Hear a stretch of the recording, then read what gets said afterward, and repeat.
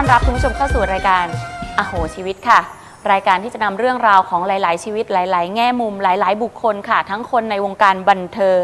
คนปกติธรรมดาแบบพวกเราแต่ว่าเรื่องราวของแต่ละท่านเป็นเรื่องราวที่ไม่ปกติและไม่ธรรมดาค่ะเป็นเรื่องราวของการถูกฉ้อโกง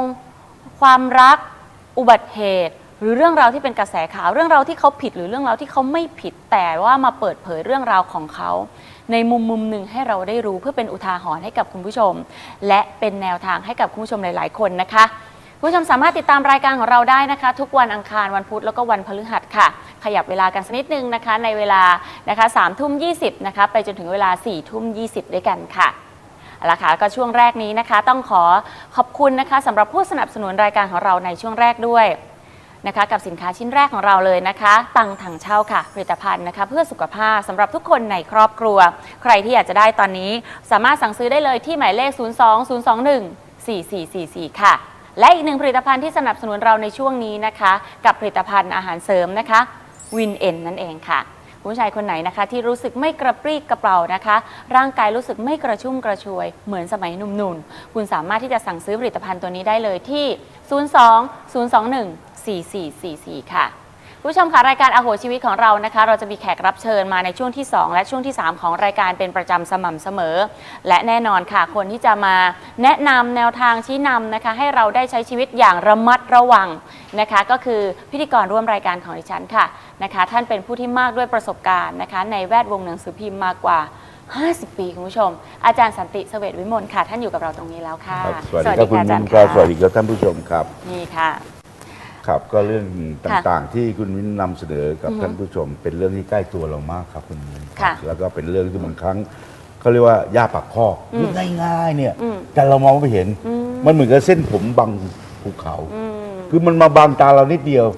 เราเอาออกไม่ได้ต้องให้คนอื่นเขาช่วยนะคนที่อยู่ข้างนอกจะเห็นชัดเจนแต่เราเนี่ยคนอยู่ในเหตุการณ์บางทีนึกไม่ถึงจริงค่ะอาจารย์จริงผมว่าคุณมิ้นนี่ก็โดนจริงค่ะผมว่าปัญหาคุณมิ้นเนี่ยแต่ว่า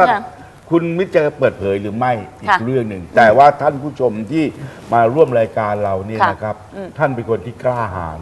เอาเรื่องจริงความจริงของชีวิตท่านมาเปิดเผยนับว่าเป็นประโยชน์มหาศาลเลยสำหรับท่านผู้ชมทั้งหลายเพราะว่าเหมือนกับเป็นครูบาอาจารย์ครับให้เราได้เรียนรู้ง่ายๆภายในดูรายการเราชั่วโมงหนึ่งเนี่ยผมว่าปัญญาเกิดเท่าทันกับเกมของชีวิตความวุ่นวายหลอกลวงมายาสาไถต่างๆของวงการธุรกิจหรือว่าวงการอะไรก็ตามนะครับเป็นประโยชน์มากครับเป็นประโยชน์มากจริงๆค่ะคุณผู้ชมหรืออย่างที่อาจารย์ได้เรียนบอกเมื่อสักครู่นี้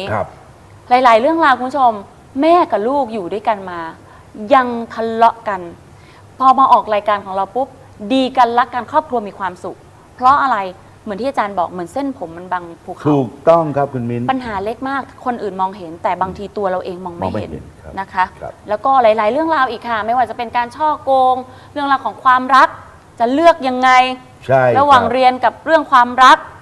หรือว่าผมก็อยากจะรู้มีอยู่คนหนึ่งด็อกเตอร์กำลังเรียนด็อกเตอร์จะเป็นด็อกเตอร์อยู่แล้วแต่ว่าแฟนจะพยายามดึงไม่ให้เป็นด็อกเตอร์ให้ได้เพราะไม่มีเวลาให้นะคะเราก็ชี้บอกว่าการศึกษาสำคัญที่สุดครับพูดถึงเรื่องนี้นะครับหลังจากผมทำรายการวันนั้นกับคนที่กำลังจะเป็นด็อกเตอร์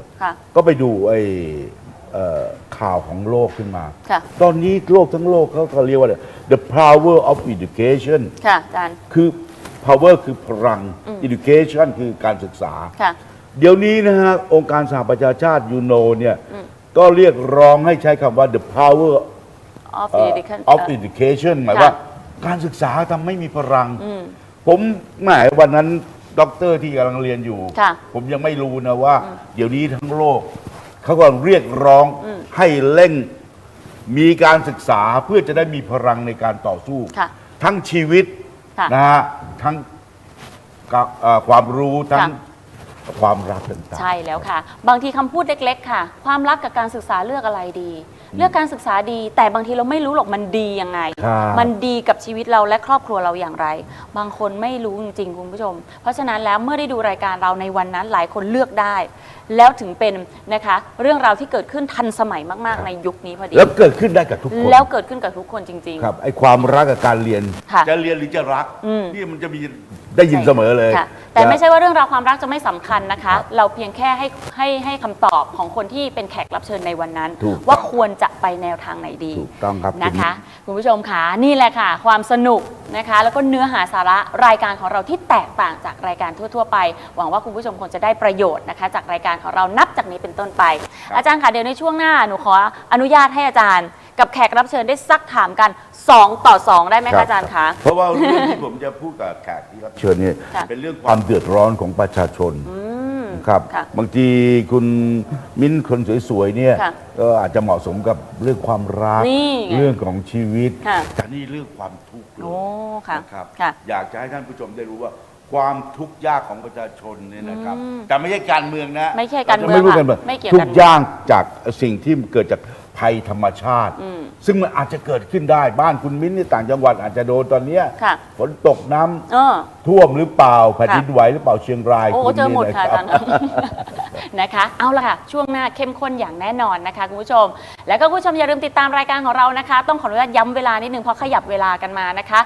3:20 จนถึง4:20 และช่องทางการติดต่อของเรานะคะ2 ช่องทางทาง SMS 419-6998 และโฟนอินโทรเข้ามาได้ตลอดเวลาที่เราออกอากาศ 020214455 รับชมเราได้หลากหลายช่องทางคุณผู้ชมค่ะไม่ว่าจะเป็น PSI 102 GMMZ นะคะช่อง 205 Big 4 IdeaSat InfoSat ThaiSat Leotech นะคะกดมาเลยหมายเลข 75 แล้วก็ Dynasat IPM มาเลยค่ะหมายเลข 136 ชมกันที่ช่อง 6 ที่นี่ พักกันครู่เดียวค่ะคุณผู้ชมช่วงหน้าแขกรับเชิญมารออยู่แล้วค่ะ กับรายการอโหชีวิตค่ะ